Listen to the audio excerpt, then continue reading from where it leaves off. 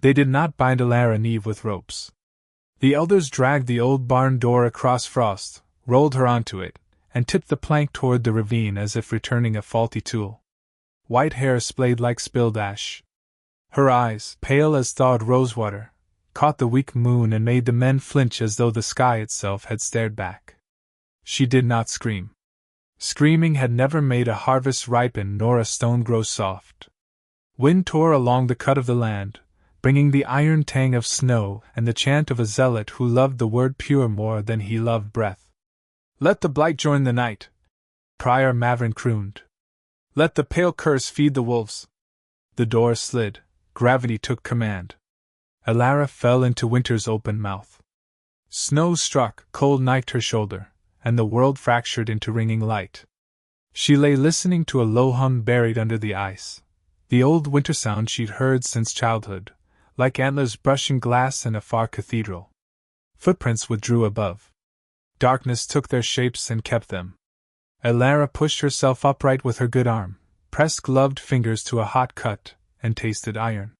She had been told she was a mistake: hair too white, lashes too colorless, skin a page that made people read themselves and hate the story.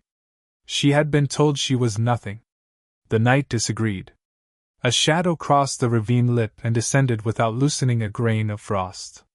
The figure landed lightly, the way a decision lands. Cloak white within, dark without. Hair bright as hoarfrost, braided in sigils. Eyes a color between ash and dawn. "The villagers leave their trash in holy places," he said, voice velvet snagged on thorn. "But this is not trash." Elara stared even as pain made a metronome of her breath. He looked carved from moonlight and mathematics. "Are you afraid?" he asked, not unkindly. "I am cold," she answered. "I can afford nothing else." The stranger crouched so the wind hit his back instead of her face. "Name." "Elara Nieve," she said. He tasted the syllables like a sommelier judging a vintage. "I am Valar Aurelian," he returned, as if introducing a storm. "White King. Alpha Sovereign of the Pale Courts." The word Alpha lived in his tone like a blade in a sheath, quiet, inevitable. Every fireside tale had called him monster, arbiter, winter's signed decree. "Why hunt in our dead fields?" Elara asked, choosing curiosity over kneeling. "Because something called me," he said simply. "Blood does." He removed a glove. Scarred knuckles, steady fingers. He touched the smear at her cheek with the tenderness of a surgeon and the certainty of a king. Silver heat prickled his palm. The contact wrote a symbol there, crescent within a ring of thorns, bright as breath on glass, then sinking into skin like rain sinking stone. Valar inhaled, sharp as a bow drawn to the last inch. "Mine," he said, not as a chain, but as an oath discoverers mutter to themselves upon finding land. The hum beneath the ice rose, answering. Elara's pride, that ancient, brittle omega within her that had learned to endure by refusing, flared. "I belong to no one. You belong to yourself." He agreed. "Stand, or we freeze together. I am inefficient at dying." Above, hooves clattered. Below, the ravine held its breath. Valar cast his cloak around her shoulders, and warmth moved through Elara like a sentence she had a right to finish. The riders came like a pageant of weather, armored figures in lamella the color of old pearls, wolves pacing at their stirrups, breath pluming silver. At their head rode a woman with hair shaved at the sides and braided high, eyes reading the ground as if the earth kept a diary. "Your Radiance," she said, reforming the line with a hand signal that made the wind obey. "Captain Sarad Vale," Valar acknowledged. His attention never left Elara's face, as if confirming that she remained an answer and not a wound. "Target," he said, casual as arithmetic. "Prior Mavrin and any who threw a girl from a door." Sarad smiled without showing teeth. "Ignorance is still treason." They crossed the village threshold without being asked. Men scattered like chaff, women pulled children behind skirts, and watched with the ferocity of those who bake bread for the ungrateful. The Purity Hall gaped, brass sundisk glowering from its nail, smoke bitter as pride. Mavrin waited beneath the disk, fingers looped in a counting rope. His righteous smile froze when he saw what Vaylor carried. Your radiance. We did not expect consequence? Vaylor offered, stepping into the room as if it were merely colder air. He placed Elara on a bench and kept his body between her and the gaze of those who would turn a human into a parable. Sarah removed the sundisk with one hand and let it fall. It rang like a late god. State your law, Vaylor said. Mavrin lifted his chin. She is albino, a mark of corrupted blood. Would the Alpha King have such defect multiply under his peace? Elara's breast shortened, not from insult but from the boring cruelty of it. Vaylor did not look back at her. Which statute of the Pale Crown criminalizes melanin's absence? He asked, polite as winter. Mavrin blinked, then ransacked stories for laws. Old homilies are lullabies for frightened adults, Sarah observed. Vaylor raised his unloved hand. The crescent and thorn mark glimmered as if remembering its own birth. Law looks like this, he said. Blood-bound. Witnessed. He let the hall taste silence. You threw my blood from a cliff. The Purity congregation forgot how to swallow. Mavrin wet his lips. If she bears such a sign, the office must test it. To guard the faithful from witchcraft. The corner of Vaylor's mouth ticked in a way that made snow consider melting. Elara found her voice. Prior, she said, annoyingly polite. Would you like to test me in the court's eyes? The word court knocked something loose inside her, space where a cage had been. Permission, Vaylor murmured, head canted a fraction, meaning choose. Mavrin lunged at theatrical virtue. Yes. A prick. If her blood writes purity, I will prostrate myself. If it writes sin, you will still prostrate. Sarah said pleasantly, pulling a bone pin from her braid and passing it to Elara. She picked her thumb. A drop fell and burst into lines that weren't the sun tongue. Curves like meltwater finding bedrock, letters older than conquest.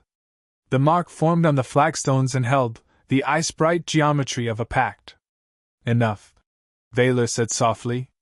By crown law you are stripped of office, Mavrin. You will learn humility from stone. Attempt flight, and the wolves will improve your arithmetic. Shackles clicked. The room exhaled in scandal. Only then did Vaylor face Elara fully. You bled, he said clinically. We'll set that shoulder. I can, she replied, because refusal had been her education. He stepped close enough that warmth complicated thought. Breathe. His fingers found the joint. There was a quick, exact pull, a pop like a cork, pain bright, then a clean quiet where hurt had been. Better. To practice, she accused through teeth. War discourages clumsiness, he said, already turning to Sarah. Prepare the spire. We convene at moonrise. Let the courts test me, not her. The elders watched a girl they had named Curse become Claws. Elara stood. She did not look back. Not because she was fearless, but because walking away requires it. The ivory spire rose out of glacier blue like a cathedral, half remembering it had been a fawn. 20 bridge ribs laced air to towers. A slow light moved inside the ice beneath, as if the sea had a heartbeat and had learned to breathe upward. Elara had never seen a city. The spire was not a city, it was a grammar. Everything spoke in cases, stone in nominative, wind in imperative, law in subjunctive, hopes. Sarah walked at Elara's right like a hymn with boots. They'll stare, she warned, not unkind. Stare back. Courtiers are mirrors with pulse. I'm fluent, Elara said, surprised at the dryness of her own voice. My village majored in staring. Vaylor did not lead her to chains. He led her to a chamber whose windows looked through stone into the glacier's glow. No sun, just the patient radiance of old ice. The chair he indicated was inlaid with river pearl and bonewood, carved with runes that were not threats but promises of maintenance. Eat. Sleep, he said. At moonrise, the hall will try to put me on trial by pretending to examine you. Will? Or may?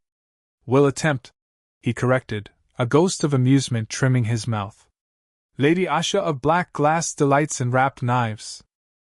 She holds regency in the south, which is to say she adores rules that keep her rich. And the seer? Seret leaned against the lintel.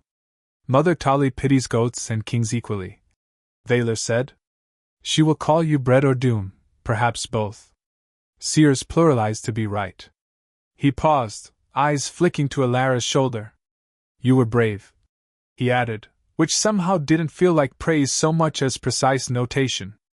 After he left, Seret blew out a breath. He's different, Elara murmured. From stories, Seret said. And since you landed in his arms.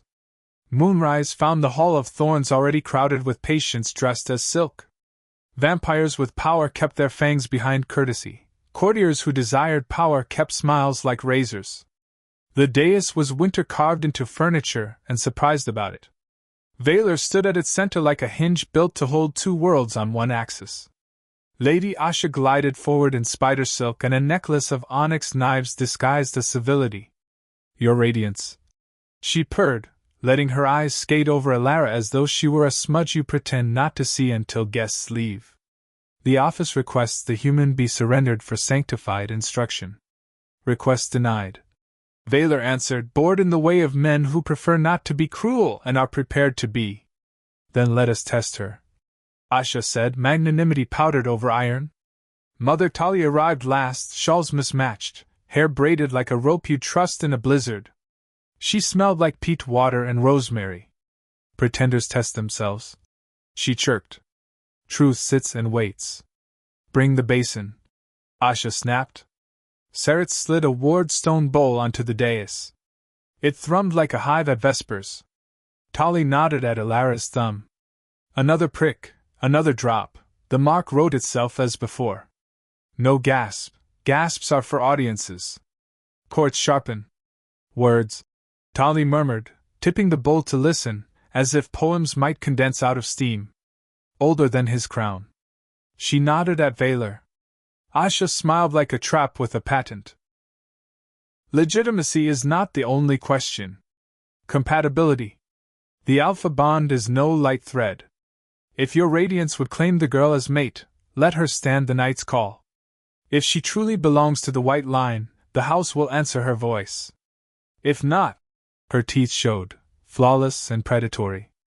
The ice will keep what is false. Seret swore under her breath. Tali sighed.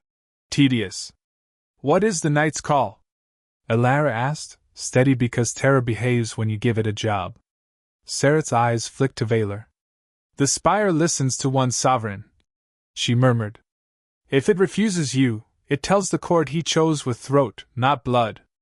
And the ice? Bites. Vaylor's gaze found Elara. He did not command. He offered a candle cupped against wind. Do you want this? Do you want me? The hum under the floor rose, not an answer, but attention. Elara stepped onto the ice.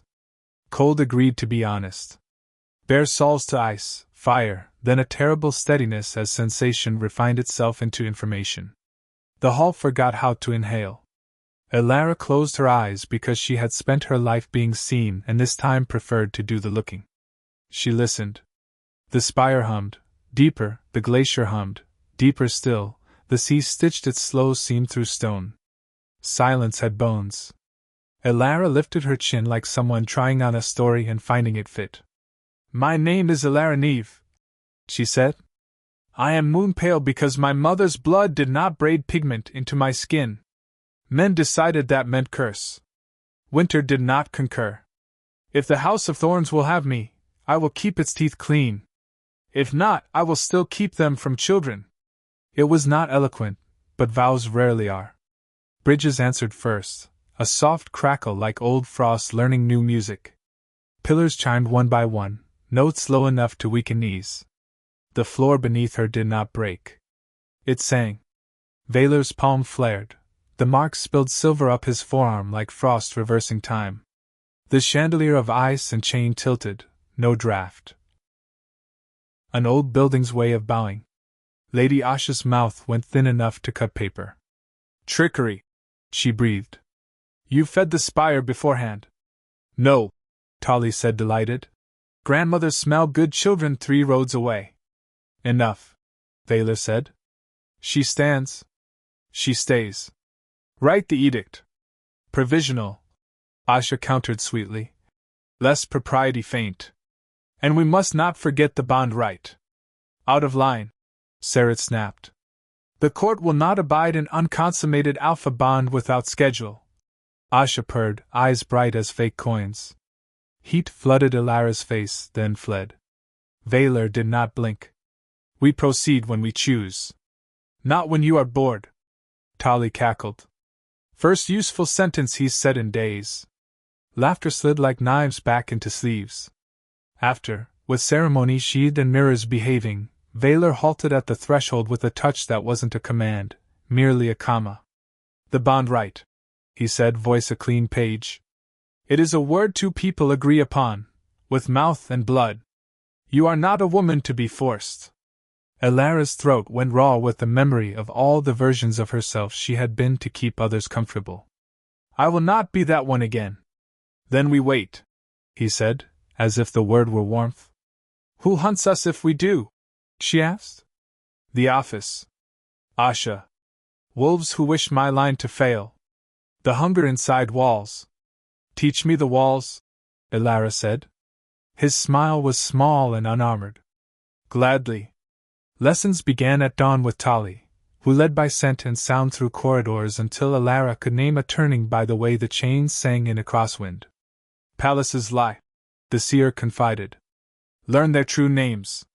Midday belonged to Sarit, who believed faith and fighting were both simply a matter of footwork. She taught Elara to use an enemy's appetite as lever, to lay a thumb where a vampire's balance keeps its secret. Be rude when it counts, Sarit said, flipping a soldier twice her masts into acquiescence. Evenings were Valor's by accident. He took Elara below, into the under-ice galleries where moonfish turned like coins and ward runes pulsed like distant lighthouses. He spoke ugliness without ceremony. The office wants a king they can edit, he said. A white alpha moderated by clerks. And if not moderated? Vacated, he admitted. They passed a seam of ice that thrummed hard enough to make teeth ring.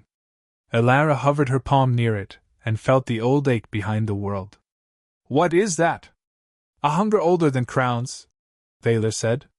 We keep it sleeping with law and blood. He did not add which of the two had been scarcer lately. He didn't need to. Your line fell, Elara said softly. My sister died, he answered. Her son with her. The courts called me king because I am uncooperative to bury and difficult to break. The stones called me because they lack someone kinder. You are kind, Elara said, as if remarking on weather. He went very still, like frost noticing it is turning into water and deciding not to panic. Sometimes it is efficient, he said. Try anyway when it isn't, she suggested, and he laughed once, a sound with nothing held back by it. The first attempt on her life arrived 3 nights later wearing a servant's face and the wrong rhythm in her step. Sarit's drills found that sour note for Elara. Stop, Elara said. When the woman didn't, Elara threw the tray into her eyes. The lid clanged, oil hissed where it touched ice.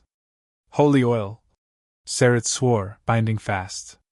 Asha's bathhouses do a robust side trade, Tali observed, sniffing steam. Valor arrived like quiet anger, checking Elara's skin first, then producing, as if from thin air, a black glass token stamped with a spider. Next time, he told the would-be assassin gently, choose a god who examines your coins. That night, at Elara's door, he paused with palms open as if asking a house to permit entry. If sleep evades you, he said, the galleries hum differently after midnight. You don't sleep, she said. His mouth shaped something almost like a smile. Sometimes I remember that I used to. It's decent. Tradition named it the White Hunt.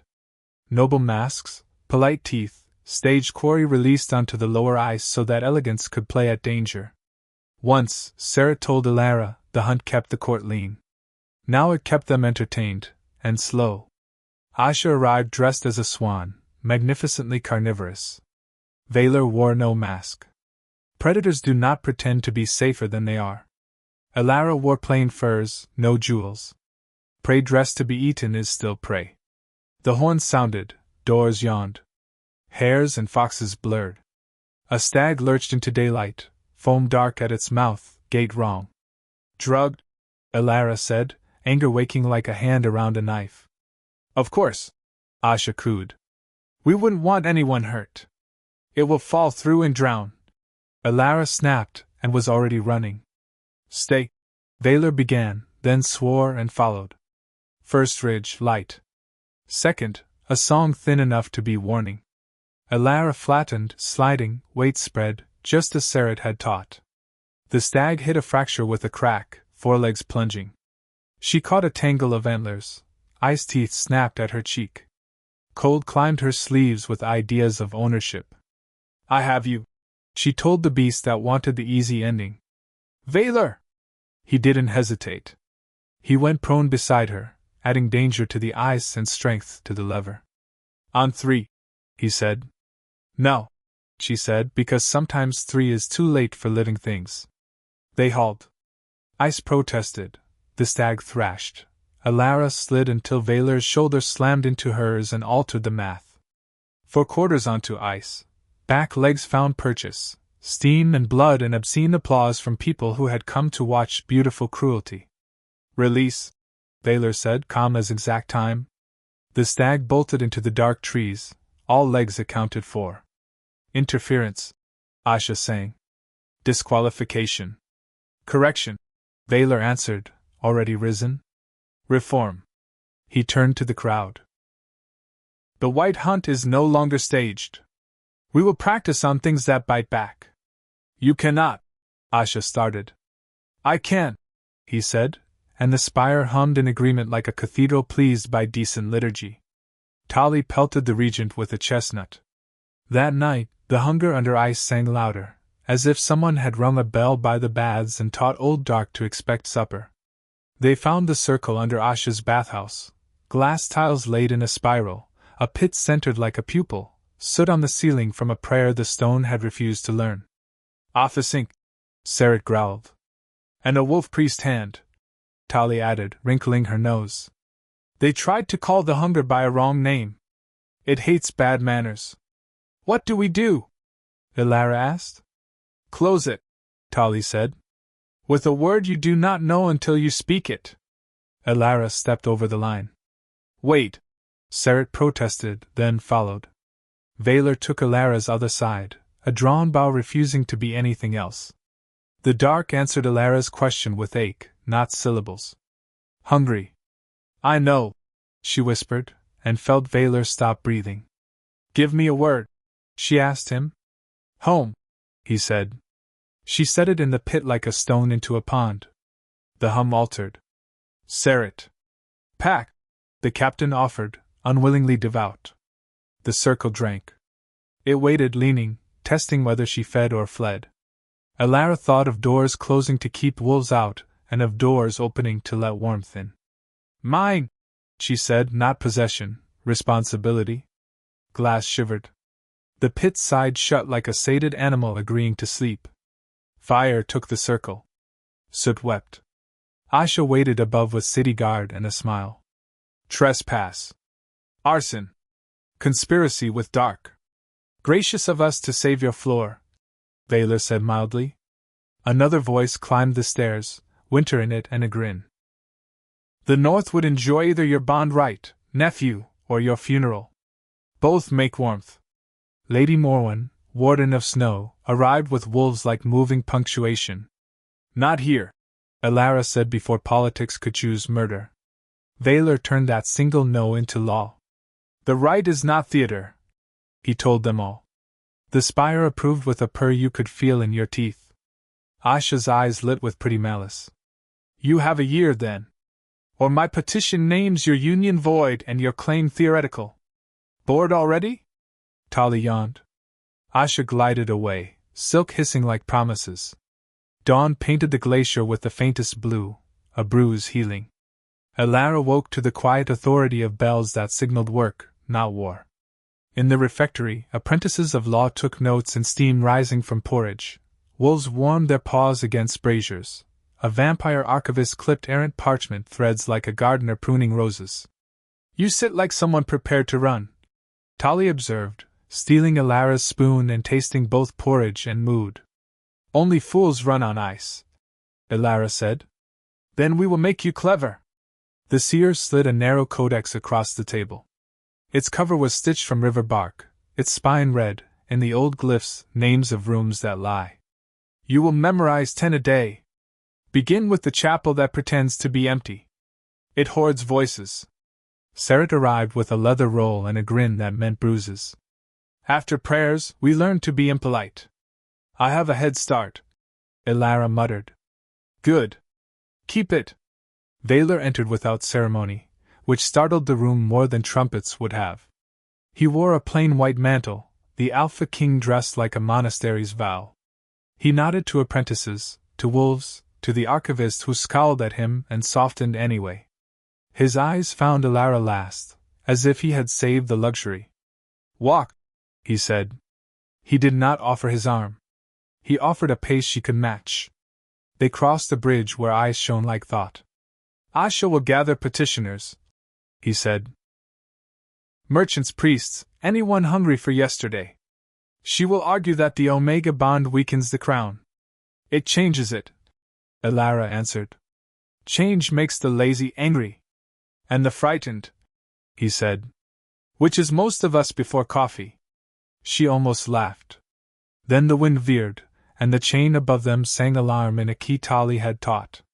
Without speaking, both of them turned toward the sound.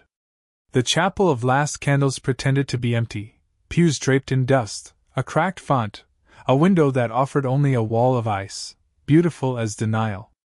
Elara felt the trick of the place the moment she stepped inside. Voices had been poured into its stones the way bees pour honey into comb. The room stored grief and spent it carefully. Now it spent a whisper that wasn't grief at all. Oil, Sarat said, kneeling by the font. The water wore an iridescent film. Perfumed. Office blend. She touched a taper. Her finger came away slick. If they lit this, smoke would write prayers the spire hates. Vaylor's expression did not change. Change occurred to the air around him. We cleanse, he said. With heat and law. Tali rummaged in her satchel and produced 3 ridiculous objects, a tin of salt, a lump of stale bread, and a silver bell shaped like a laughing fish. Your crown against my comedy, she told Vaylor. He bowed slightly. The seer's ritual looked like nonsense until Elara felt the hum respond. Salt for edges. Bread for hunger. Bell for wakefulness. Speak, Tali told Elara. You close circles politely. Elara cleared her throat and found, to her embarrassment, that the room expected a hymn. She gave it a list instead, names of midwives from her village, the only saints she'd ever trusted. Snow eased against stone. The oil smell thinned. Better, Sarat said. But not quiet. From behind the altar rose a small black door no taller than Elara's hip. It had not been there a moment before. Rooms that lie, Elara murmured, recalling page 7. They hide mouths. Vaylor crouched and tested the latch with 2 fingers. He did not force it open, he asked the stone if it wished to cooperate. The door exhaled winter and a voice thin as wire. Wrong king. Noted, Vaylor said calmly. Elara? The room will take a gift, she answered. She laid her palm on the latch and gave the door a single word that had soothed both animals and children. Easy. The door yielded like an old aunt pretending she hadn't wanted a hug until forced to admit it. Behind it, steps spiraled down toward the under ice, and the breath that met them had the sick sweet tang of a hidden bake. Glass circle, Sarat said, jaw hard. Again. But not exactly again. This one had been built small, mean and careful, beneath a chapel where confessions could be laundered into permission. The spiral of glass tiles was tighter. The pit in the center was the size of a cradle. Elara's stomach turned. They're teaching children to be appetites, she said. They're teaching appetites to wear children. Tali corrected, unhappy. On the tiles, chalk notations in the office hand, a little too neat. Asha loved messy results but demanded tidy paperwork. Vaylor didn't step across the line yet. He studied the chalk like a hunter reading mud. They meant to name it servant, he said. To buy obedience. It does not do obedient. Tali snorted. It does hungry, and sometimes it does grateful when fed right. Sarah looked at Elara. Your call. You open the last mouth, you know the taste. Elara knelt. The cold licked her knees like a dog deciding if she was pack. She listened. Beneath the ache was something else. Not the grand cruelty of the wide blight. A petty hunger close to a tantrum. Who whispered to you? She asked the pit. The answering shiver carried the rhythm of coin counting. Asha's treasurer. Vaylor said, recognizing music. Name? Silas Var. Sarat supplied, disgust curling the edges. He buys saints and sells receipts. Then we feed this thing his voice. Tali mused. What word best imitates Silas? Prophet, Elara said. She tasted it. It tasted wrong. She tried again. Tithe. Closer, but not a hook. She thought of her quarry fall, of hands that pushed and called it righteousness. Order, she said, and the pit leaned greedy. Better. Tali approved. Now chain it to something it cannot spend. Elara pictured a kitchen where bread went first to the smallest, last to the strong. Enough, she said. The circle drank. The chalk bled. The cradle pit sighed into sleep without quite closing. Temporary. Vaylor judged. We'll burn the room and break the books. But we need Silas before he grows another mouth. He will run for the south gate. Sarat said. He keeps a carriage for treason. Take wolves. Vaylor ordered. Bring him talking. Sarat grinned. I prefer them that way. She was gone before her shadow could keep up. Court moved as court does, in rumors first, then in shoes. Lady Asha hosted a tea that tasted like threats. Her guests included 3 abbots, a goldsmith with a long memory, a minister whose spectacles could lie, and a young alpha from the border packs who had not yet learned how to sit without looking at the door. The White King risks us all. Asha sighed into her cup. An Omega at his side, a human one. The house answers her voice as if she were old blood. The house answers interesting projects. The minister said dryly. It also answers wolves at noon if the wolves sing on key. The right remains unsealed. An abbot ventured, already sweating. He delays propriety. He asserts sovereignty. The goldsmith corrected, eyes stainless.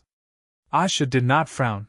She removed a ring and polished it as if teaching metal to reflect a better opinion. And sovereignty without consensus is a throne over water. It holds, the young alpha said, although he didn't sound certain. Asha moved the conversation like a chess piece, careless in appearance, lethal in intention. If the office cannot advise, perhaps the North may. Morwen respects spectacle. Morwen respects results, the minister said. And wolves that bring meat to poorhouses in exchange for stories.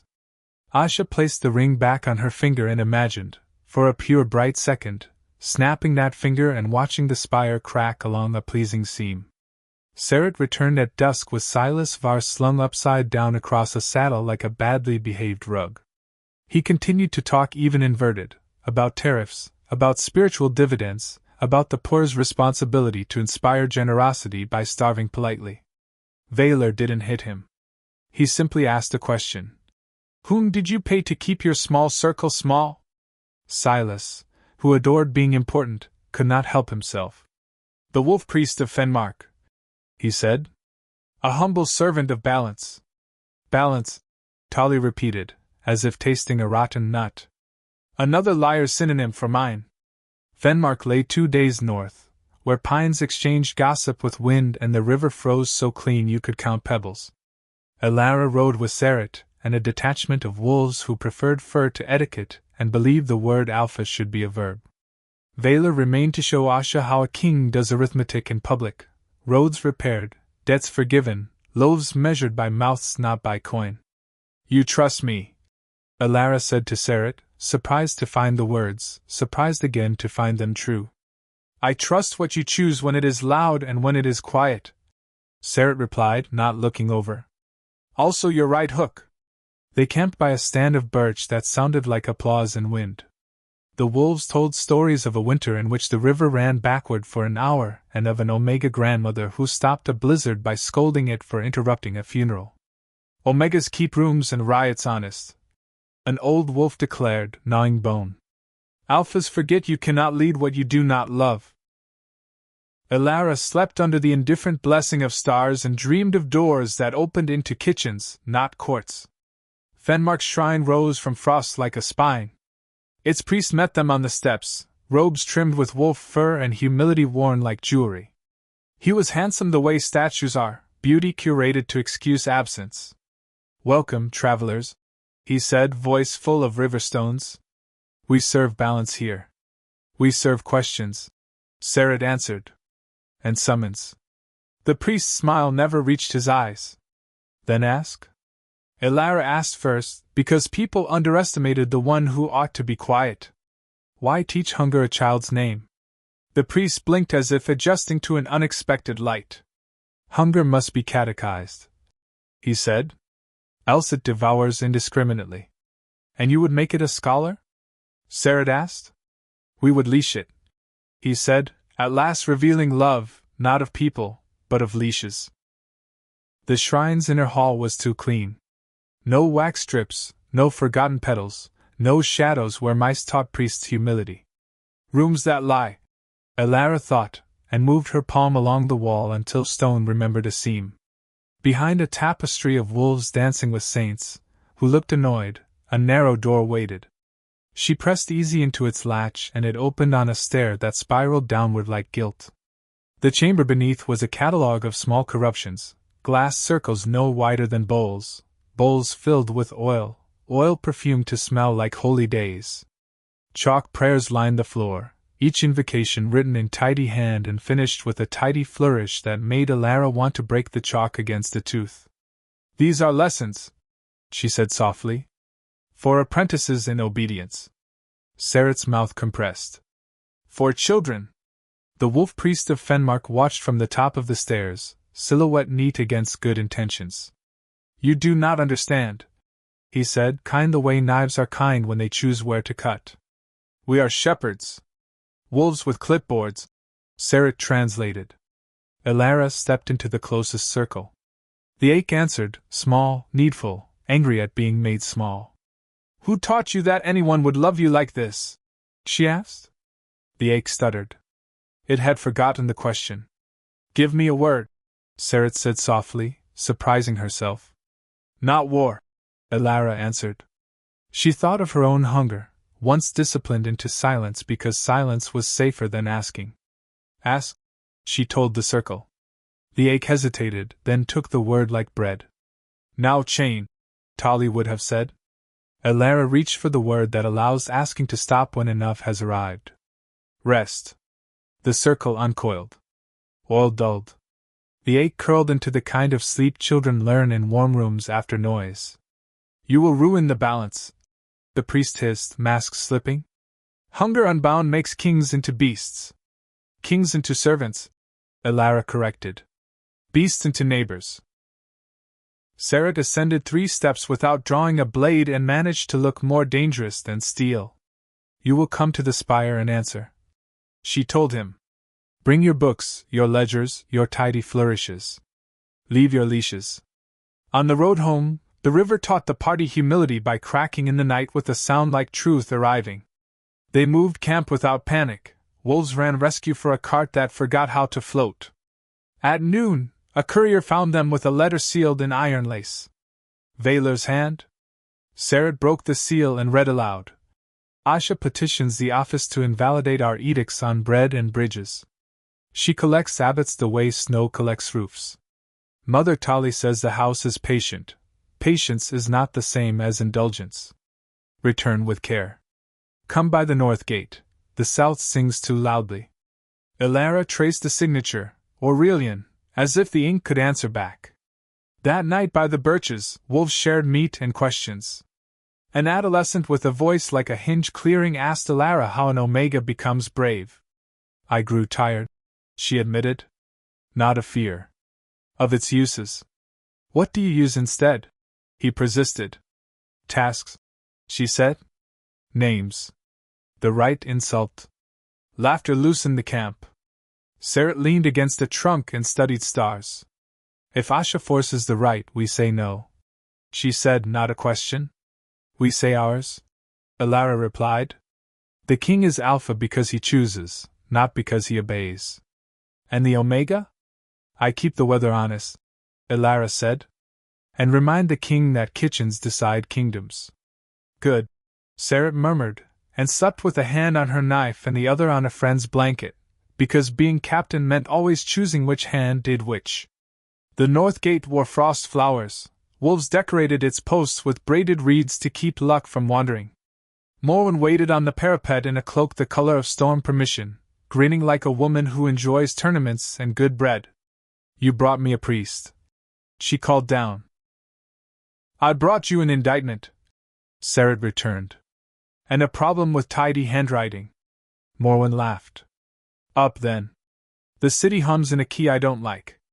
Inside the spire, the hum had indeed shifted, a fretful thread in it, like a loom under bad tension. Tali met them at the hall door, hair a chaos of wind reports. Asha has scheduled a spectacle, she said, rolling her eyes. A debate in the hall regarding the place of human omegas in Alpha law. She invited 7 abbots, 3 ministers, and a sculptor who carves grief for money. And Vaylor? Elara asked, pulse steadying as if the building itself were a hand finding hers. Doing arithmetic in front of a crowd, Tali said with fond contempt.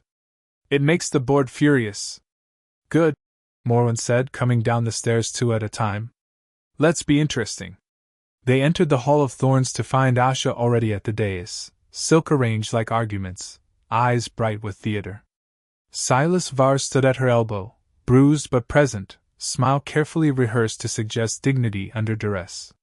The wolf priest of Fenmark, flanked by 2 junior clerics with identical posture, inclined his head to the house with the flattery of a tenant who believes he owns the roof. Vaylor stood at center, mantle plain, hands bare.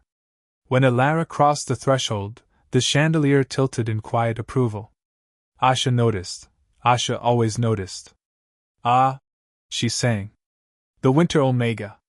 She let the syllables weigh as much as they could, then pretended they weighed nothing. Shall we begin? Vaylor did not look at Asha. He looked at the city through the city. Begin, he agreed, and the spire sounded like a held breath finally ready to be used. Debate arrived dressed as piety. Asha lifted a parchment like a relic. By advisement of the office, she purred, we review whether a human omega may lawfully anchor an alpha king's bond without collapse of custom. She smiled at Elara as if custom were a cliff she longed to demonstrate by pushing someone off. The first abbot cleared his throat and produced the word order as though he'd minted it. The second offered precedent and looked pleased to have remembered Latin. The wolf priest spoke of leashes, softer this time, woven from scripture and fear. Silas Var recited numbers that bled compassion dry by counting it. Vaylor did not interrupt. He let them build a stage high enough to fall from. When they were done, he addressed the stones rather than the silk. Custom is a tool, the Alpha said. We use it to keep roofs from falling, not to keep families outside. The house answered Elara's voice. You heard it. You watched your chandelier bow. He opened his palm. The crescent and thorn brightened like a memory waking. Law follows truth or it follows fashion. I am not crowned to model clothing. Murmurs moved like brush fire. Asha's smile did not tremble. And yet the bond remains theatrical rumor. Save us all the tedium and complete the right in view. Or admit your fear that the Omega unmans the king. A tidy little knife, offered hilt first. Tali snorted. Theater requests spectacle because spectacle starves less slowly than honesty. Sarat's fingers hovered near her hilt. Elara stepped forward before steel could become punctuation. My life is not a sermon for your boredom, she said. When we speak the bond, it will be because kitchens are quiet and bridges hold. Until then, watch the bridges. She turned, not away but toward work, and the spire liked the direction. It hummed the note of a city that remembers bread before gossip. They made bread. Vaylor opened the grain stores and set scales where anyone could see them. Abbots watched with expressions that learned subtraction. Wolves delivered firewood and were paid in stories and lard, as agreed. Elara organized names, of widows, midwives, children who needed boots, elders who would not ask. Tolly read the wind and called a week of safe weather. For getting roofs right. Sarah drilled the garden, when hands blistered, eased them with ointment she swore was wolf magic and Tolly swore was goose fat. The city's hum thickened into usefulness. Asha adapted. She always did. She moved sideways, from petitions to whispers. A rumor crossed bakeries that the Omega farmed influence by witch listing midwives. A matching rumor wandered among nobles that the Alpha King planned to coin a tax on jewelry to fund his roads. Neither was true, both were clever. She's testing whether we can be made to chase smoke. Sarat said. We don't chase. Elara answered, exhausted, amused. We label. Then we mop. She wrote 2 notices in a hand the city had begun to trust. 1. The only list I keep is who needs soup first. 2. Jewelry stays yours, bridges stay ours. Morwen nailed the notices where rumors liked to nap. The wolves added doodles. People laughed, and laughter is how panic fails to ripen. That night Vaylor found Elara in the under-ice gallery, palms on the railing, listening to fish turn like slow coins. You are tired, he observed. I prefer it to being small, she said. His shoulder touched hers. The contact felt like a window deciding to be a door. When the right comes, he said, careful, it will be because you choose it. Not because I need ammunition. And if I need armor? She asked. Then I am yours. The Alpha replied, simple as tools on a bench. Morning brought arithmetic with teeth. A crack laced the east arch, thin as a hair and twice as alarming. Tolly listened with her cheek to stone. Not blight. She judged. A lie that thinks it's a load-bearing truth. Engineers frowned at plans. Sarat sent runners for rope and stubbornness. Asha appeared with a docile smile and a team of priests carrying censers. We will bless the repair, she announced. Less mere mortals err. Vaylor inclined his head the way a winter tree inclines to snow, acknowledgement without collapse. Bless the kitchens, Elara suggested. They hold more arches than this one. Asha's eyes warmed like knives in tea. Let the Omega show us how kitchens mend stone. Elara didn't dignify it. She asked the arch its name. Arches, like wolves, keep names for who they hold up and why. This one whispered market mothers, a bridge trafficked by carts and lullabies. All right, Elara said. We mend with what uses you. She dragged benches from baker stalls and turned them into braces. She drafted grandmothers who knew rope from cradle days. She sent wolves to fetch flour sacks for shims. Sarat set a cadence, hauls and pushes on a count that matched breath, not drums. Vaylor took off his mantle and held weight until bowstring muscles trembled. Priests looked lost. Asha adjusted her ring. The arch stopped singing panic. It began to hum a different word, enough. Engineers arrived with proper struts and replaced the makeshift. Elara thanked every hand she used. Asha smiled at the successful rescue as if she had organized it. The office is reassured, she purred. So is the market, Morwen replied, wiping mortar on her cloak with deliberate rudeness. Silas Var, sensing tides, attempted repentance spectacularly. He donated a fortune to the poor with the flourish of a man tossing crumbs to pigeons he expects to applaud. Elara took the coin and quietly collapsed 3 predatory contracts it hid. She returned receipts stamped paid by your conscience and do better. Silas blanched, then blustered, then found himself popular only with mirrors. The wolf priest of Fenmark arrived in bonds, petition in hand, his own, arguing for release to continue balancing. Tolly read it aloud in the hall until laughter tripped it. Then Sarat read the charges until silence stood up straight. Asha shifted tactics again. She invited Morwen to a private supper and served venison with the kind of sauce that forgives noise. The North likes strength, Asha said. You will tire of arithmetic. Choose spectacle. Choose legacy. Morwen chewed, swallowed, showed all her good wolf teeth in a smile. My legacy is meat to poorhouses and pups who live past winter, she said. Also throwing abbots off walls when they deserve it. You cannot throw me off a wall, Asha said, amused. No, Morwen agreed. But I can make you look down a long time. They drank. They did not agree. The city slept on purpose. Elara dreamed of a room that refused to lie, 4 walls, warm stove, a table with a mark where someone set down a pot too hot in a hurry to feed someone they loved. Snow came soft, the kind that teaches edges to forgive. With snow came music, children practicing carols in wrong keys and right spirits, wolves yodeling on north parapets because it irritated abbots, Tali ringing her ridiculous fish bell to time bread in the ovens. The office sent one last, careful envoy, a minister with soft hands and a talent for apologizing in full sentences that never confessed anything. Harmony, he said to Vaylor, requires compromise. Harmony, the Alpha King answered, requires people fed enough to sing. The envoy left having compromised his schedule and nothing else.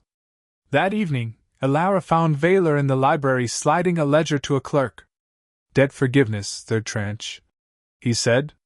The clerk nodded, eyes bright with the pleasure of math that saved lives. Tell me your fear, Elara said into the hush that books insist upon. Vaylor considered the honest question. That I will fail them by governing gently when teeth are quicker. Tell me your pride, she said. That I do not reach for teeth first, he admitted. Tell me your want. He didn't disguise it. You, he said. The spire sighed like a cat discovering sun. Elara stepped into him, not as surrender but as selection. Then let the house witness, she said. No theater. Just us. They walked along quiet to her door. He halted with palms open, the Alpha presenting himself to the Omega he wished to be governed by when it counted. She said yes. Old law wakes like architecture, weight shifts until strain becomes structure. Their mouths made the vow, their blood made the echo. No trumpets. The chandelier tilted, pleased and private. The glacier hummed like sleep decided to be trust. Vaylor's marked palm flared. Elara's pulse answered with a warmth that felt like a house unlocking all its rooms. Now they cannot swing it as a cudgel, he murmured, cheek resting in her hand, victory small and bright and undesigned. They will try anyway, Elara said, drowsy, happy, wary. Bells cut the quiet, not ceremony, alarm. Sarah at the door, snow in her hair. South coverts, she said. Blocked. Water backing under the market. Either idiot engineering or deliberate. Both, Tali panted, arriving behind her with a basket of tools that had no business in a seer's kit. Asha's people stacked per stones where drains go. Piety is so often plumbing done badly. They ran. The culverts growled like a throat threatening to close. Wolves were already in the water, shoulders braced against floating debris, teeth flashing as they dragged out bundles of soft lies wrapped as offerings. Elara waded in up to her ribs, breath burning. Name, she told the water, voice steady. Water mercifully does not lie. Market mothers, it whispered again. Pack, she said, and wolves answered. Home. The current leaned toward her hands. Vaylor shoved a jammed lattice free with a sound like a rib deciding not to break. The flood let go. The market exhaled. From the arcade above, Asha watched, face a perfect sculpture. Write your petition, Vaylor called up, not looking, already hauling the last tangle clear. Write 10. We will be busy making sure your ink does not drown bakers. Asha turned and left, silk hissing like snow that refuses to stick. The city's hum settled back into usefulness. Elara shivered, wrung out her sleeves, and laughed, the ridiculous, relieved sound of someone who has chosen a life with both hands. I like our arithmetic, she told the king. So do I, the Alpha said, and for once the house did not tilt. It simply held. By dawn the flood was already a rumor, one that claimed the Omega Queen had commanded rivers with her voice. Elara rolled her eyes when she heard it, but Vaylor only smiled. "Let them exaggerate," he said. "If fear can spread, so can awe." The market smelled of yeast and thawing iron. Wolves stacked sandbags as if rehearsing for festivals instead of disasters. Children fed them biscuits, laughing. Asha's agents, sleek and overdressed, attempted to gather signatures for a petition of spiritual concern. No one signed. A merchant told them politely that the only spirit he feared was mold in his flour. Elara spent the day in the archives, copying ledgers with ink that smelled of salt and discipline. She preferred arithmetic to politics. Numbers behaved. Tali perched on a ladder nearby, reading fortunes in dust motes. "The city hums in 3 keys today," the seer murmured. "Work, sleep, and mischief. I like it." "You like everything that doesn't kill us outright," Elara said. "Optimism is how I practice necromancy," Tali replied, cheerful. Below, Vaylor argued softly with an architect about bridge angles and taxes paid in promises. Every word he spoke sounded like a man trying to teach Hope how to read. When dusk arrived, Elara looked through the frost-slick window at the river, calm now, obedient to the season. "You should rest," Vaylor said behind her. "You should learn how," she answered. He touched the glass instead of her shoulder, leaving a print that melted almost at once. "Tomorrow," he said, "we repair the northern aqueduct. Then perhaps peace. Peace is just a pause between chores," she murmured. "Then may our chores be long." The northern aqueduct sprawled across cliffs like a bone too proud to hide. It fed half the realm, carried meltwater and gossip from mountains to mouths.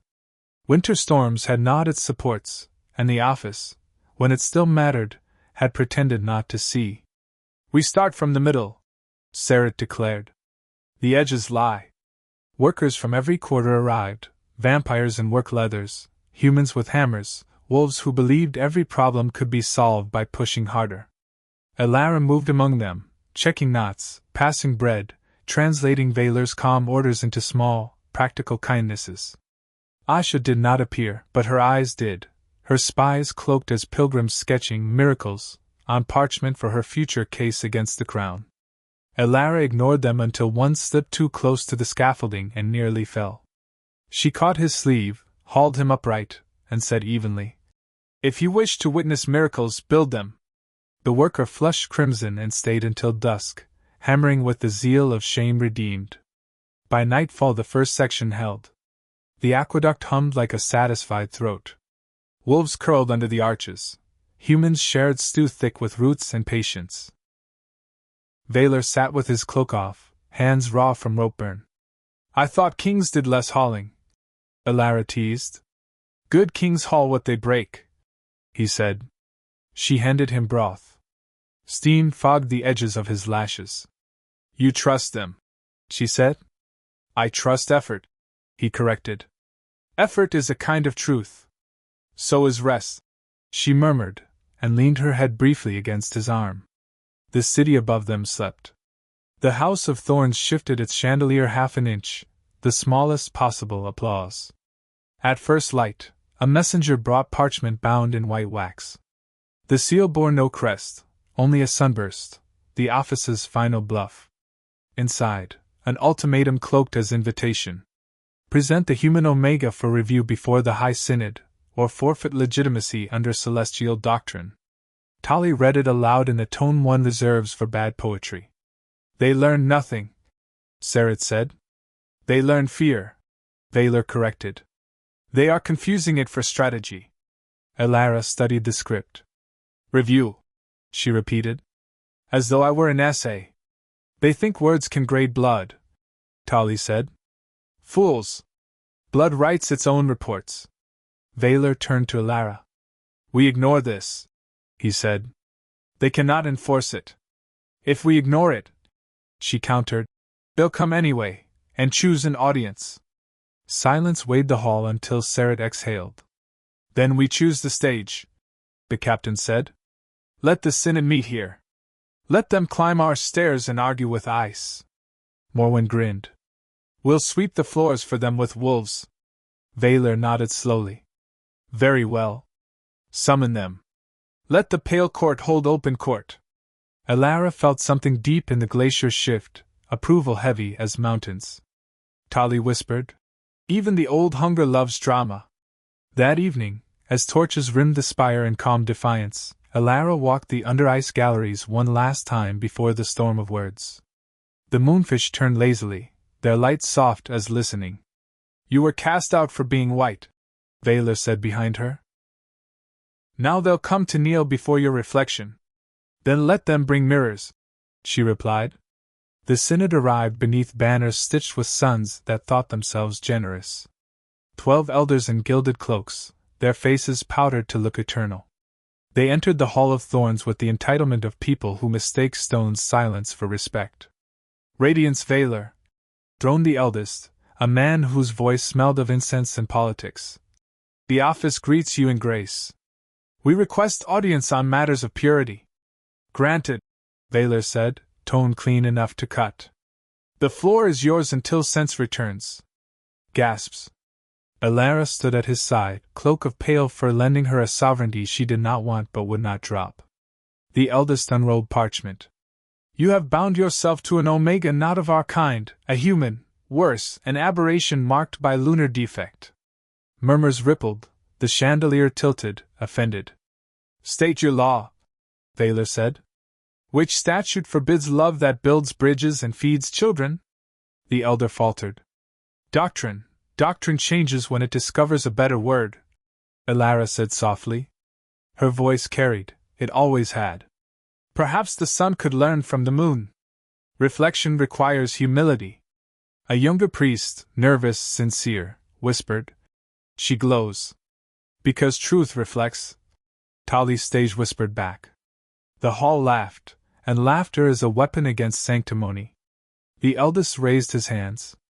This mockery will end in sanction. Then end it, Vaylor said. Leave sanction here, we'll plant it as compost. Sarit stepped forward, one hand resting on her sword. The office calls her blight, she said. We call her harvest. The hall's hum deepened. Even the walls leaned in. The synod withdrew to confer, their retreat dignified as retreat can be.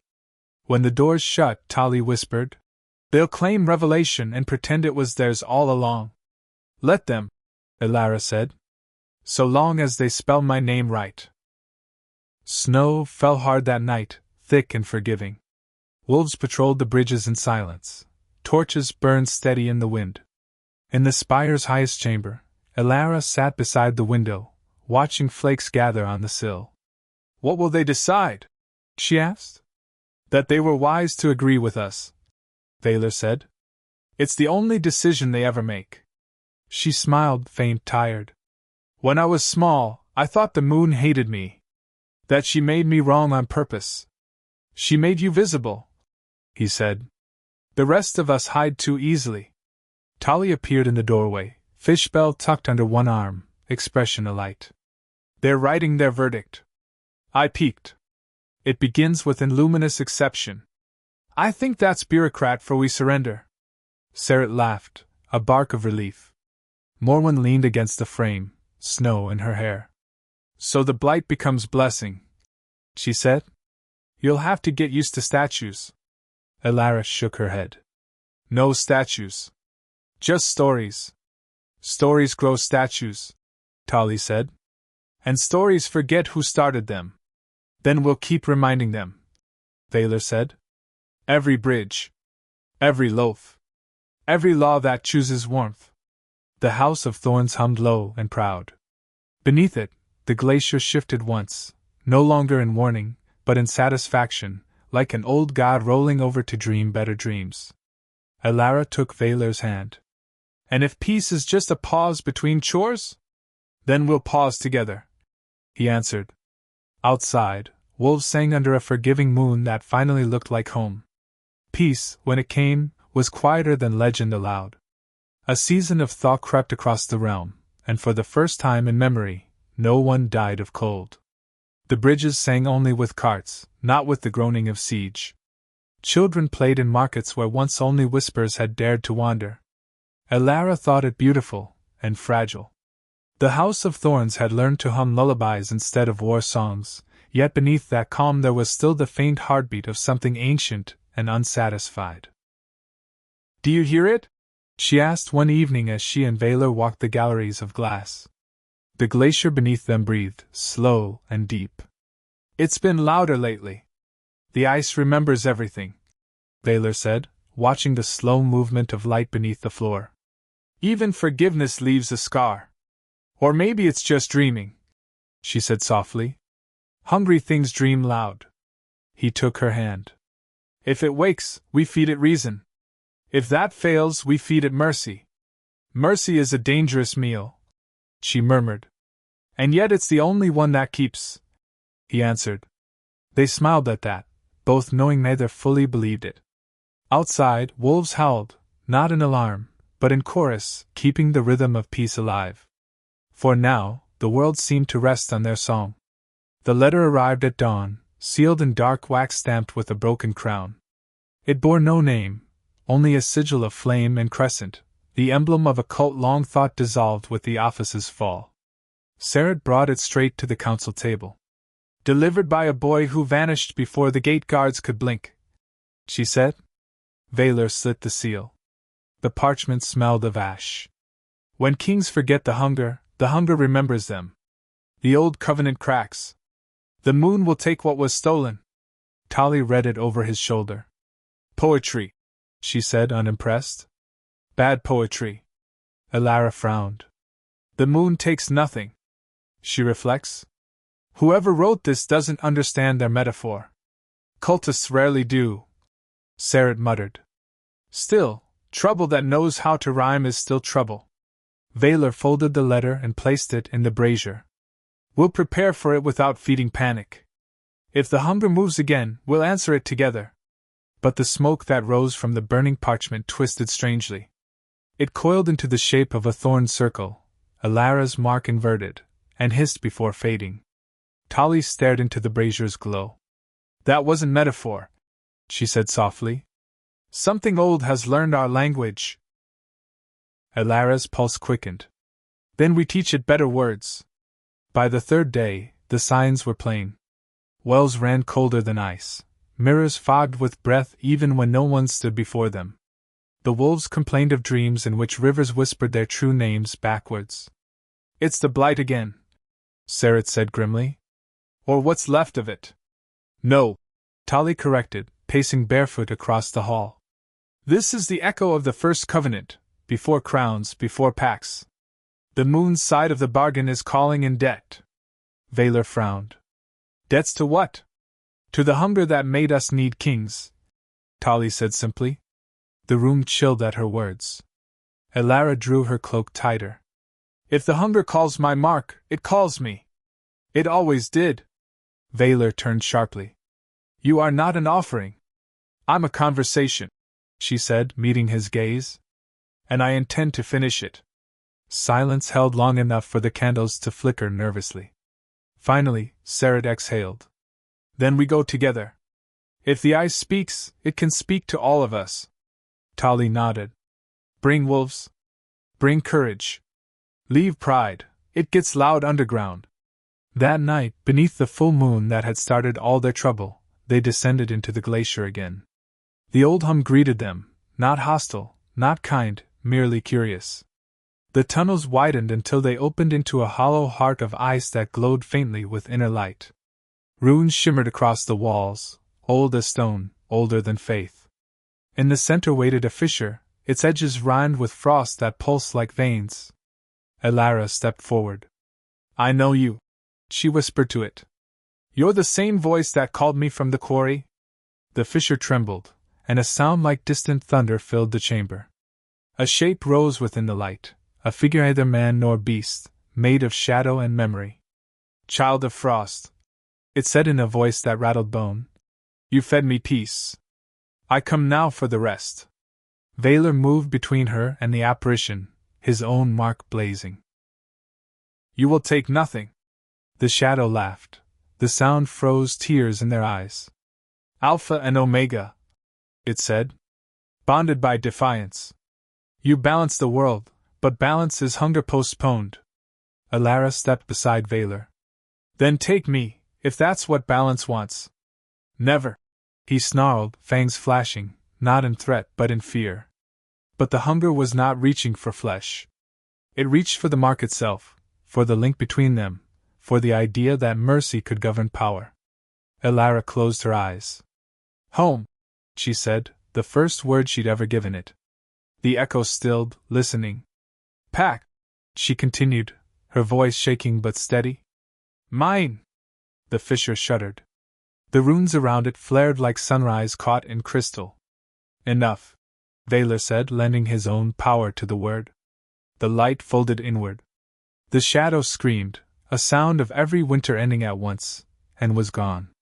When they climbed back to the surface, dawn was waiting, pink and soft as forgiveness. The wolves emerged first, shaking snow from fur, eyes wide in relief. Sarah laughed like someone unburdened of centuries. It's over, she said. Tali smiled, tired but certain. No. It's settled. Different thing. Vaylor and Elara stood together at the ridge above the spire. Below them, the city gleamed, bridges whole, smoke rising from bakeries, the hum of life steady as breath. Will it ever be truly over? Elara asked. Not while there are people, he said. But that's the point. She leaned into him, the fur of her cloak brushing his mantle. Then we'll keep the world balanced, not perfect, just kind. He kissed her temple. The White King and his moon-born Omega, he murmured. Legends will ruin our simplicity. Let them try, she said. We'll write better ones. The House of Thorns tilted its chandelier once more, glass ringing approval. Beneath the glacier, something vast purred contentedly, the sound of hunger learning satisfaction. And so the realm of ice endured. Ruled by an Alpha King who chose gentleness over fear, guarded by an Omega Queen who taught even darkness the word home.